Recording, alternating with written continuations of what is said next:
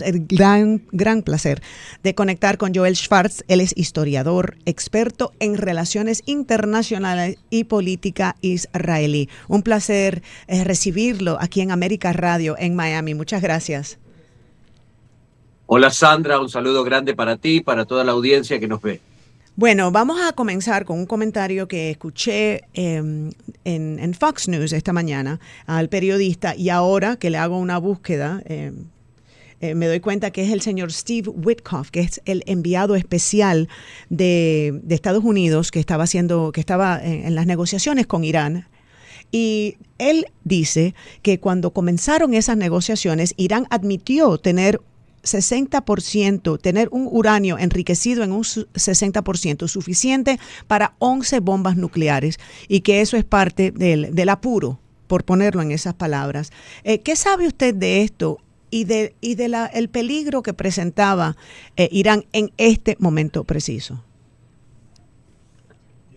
De hecho, existe un conocimiento bastante grande respecto a lo que era el desarrollo nuclear iraní o lo que es, y a pesar de que hace 8 meses, cuando fue por llamarlo de alguna manera, la primera fase de esta guerra, se pensó que tal vez ese uranio enriquecido podría haber sido parcialmente destruido, neutralizado. En esta Nunca vuelta hubo una confirmación de eso. Joel, Por lo tanto, en estos ataques, Joel, o en previos, o en ¿cómo? en la operación Midnight Hammer, o en esta operación pudieron haber No, destruido. en la operación anterior, ya hace 8 meses, sabíamos que ese uranio existía. Ya. Y existía la idea de que tal vez había sido destruido, por lo menos neutralizado, Claro.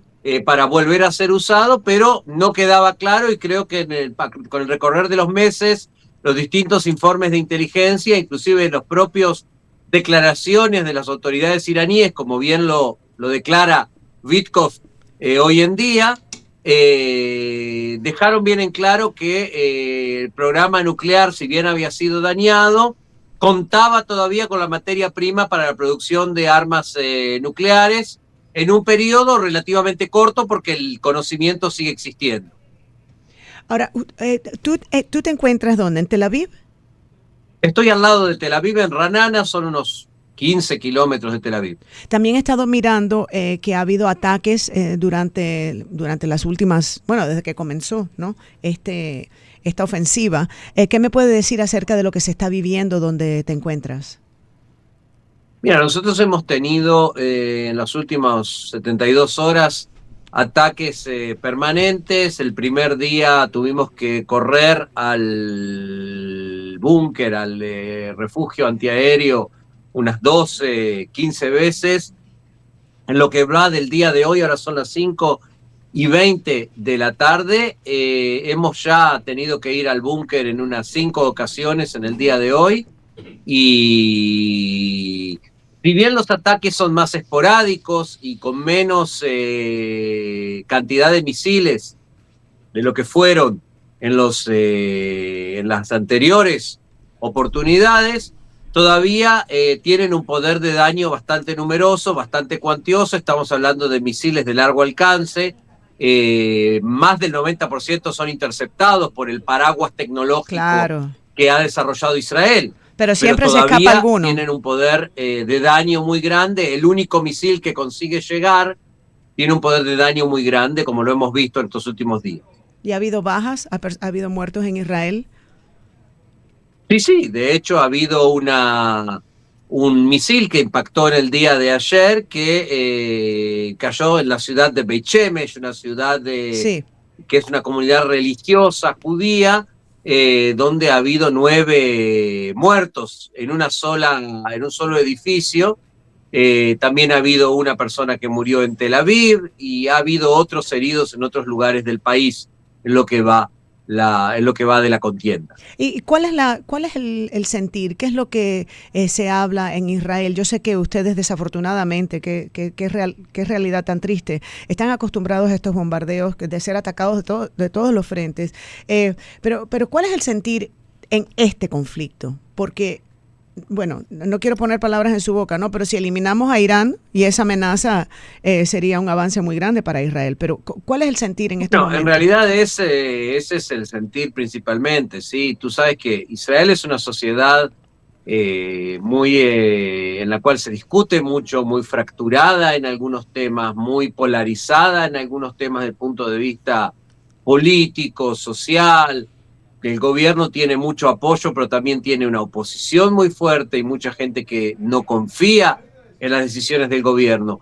Sin embargo, en lo que tiene que ver con Irán específicamente, hay un gran consenso en la sociedad israelí de que se trata de un país, un régimen, no el pueblo iraní, ¿sí? El pueblo iraní es, para la mayoría de los israelíes, una víctima, pero el régimen islámico ha venido amenazando prácticamente desde el día uno de su Claro. existencia, hace más de 40 años, ha venido amenazando al Estado de Israel con su destrucción.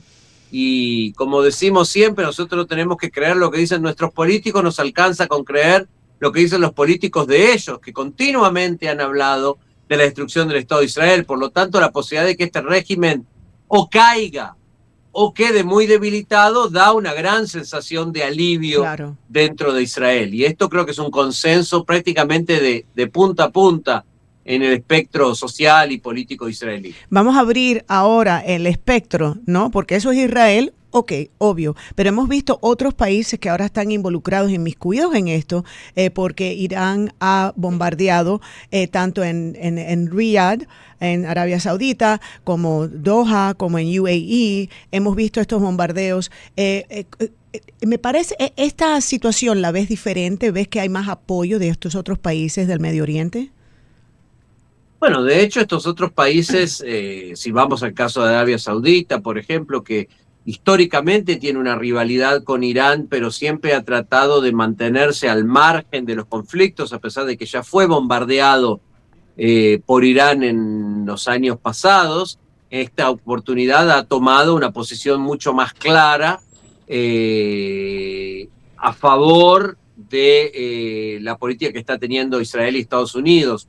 De alguna manera, durante muchos años nosotros venimos hablando de la existencia de un bloque anti-iraní, o lo que se suele llamar, yo creo que no es la mejor definición, pero se suele llamar el bloque sunita moderado, Ok. que incluye a países como Egipto y Arabia Saudita y los Emiratos y Bahrein y demás. Y creo que si bien ese bloque siempre existió, siempre trató de mantenerse al margen de los enfrentamientos directos y hoy en día no les ha quedado más remedio que ser parte de esos enfrentamientos, lo que de alguna manera marca de alguna manera una línea divisoria en los países de Oriente Medio entre aquellos que están al margen y aquellos que directamente se involucran porque entienden que Irán representa una amenaza existencial también para ellos. O sea, los intentos de desestabilización de la región no se limitan a combatir a Israel, sino que van mucho más allá y lo hemos visto en el Líbano y lo hemos visto en Siria y lo vemos diariamente en el Yemen y prácticamente en cada uno de los países donde han tenido la posibilidad, los proxies, los representantes directos e indirectos de Irán han entrado a desestabilizar y a generar conflictos para traer su revolución islámica y su ideología islámica también a esos países. Yo estuve escuchando unas breves palabras del señor Bibi Netanyahu, Benjamin Netanyahu. Él fue muy cuidadoso en decir y ponerlo en términos de que esto era una amenaza para América. He used the word America. Decía, esto es una amenaza para América, esto es una amenaza y hacía mucha referencia. Y luego dijo nosotros, pero no dijo Israel, al menos en ese pedacito que escuché. ¿Hasta qué punto cree que Estados Unidos está alineada estratégicamente con Israel? ¿Dónde pudiera haber diferencias? ¿Y cómo ve esas palabras de Netanyahu, que fue tan claro en decir que Irán era una amenaza a Estados Unidos? Y sabemos que Irán ha dicho death to America, muerte a América, así que es cierto, pero ahí le pongo la pregunta. Es una excelente pregunta. Yo creo que hay una alineación muy clara entre Estados Unidos e Israel en este momento. Yo creo que la decisión de salir a la guerra, ¿sí? A este ataque, es una decisión que se tomó en conjunto y la oportunidad responde a las motivaciones y los intereses tanto de Netanyahu como de Trump. En este caso, yo creo que ambos trabajan mancomunadamente. Al mismo tiempo, creo que puede haber o se empiezan a vislumbrar algunas diferencias, en el sentido de que para Israel se trata de una amenaza existencial, claramente.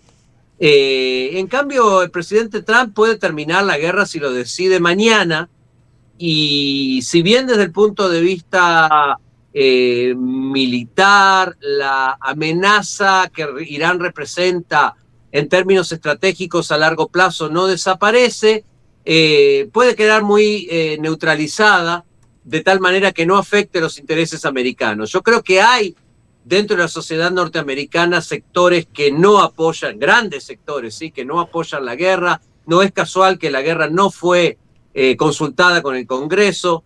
Yo creo que hay una oposición interna muy fuerte, inclusive dentro del propio partido norteamericano, dentro del propio partido republicano, a la continuación, a este ataque y a la continuación del ataque, y que el presidente Trump también va a estar muy atento a lo que sucede con los mercados.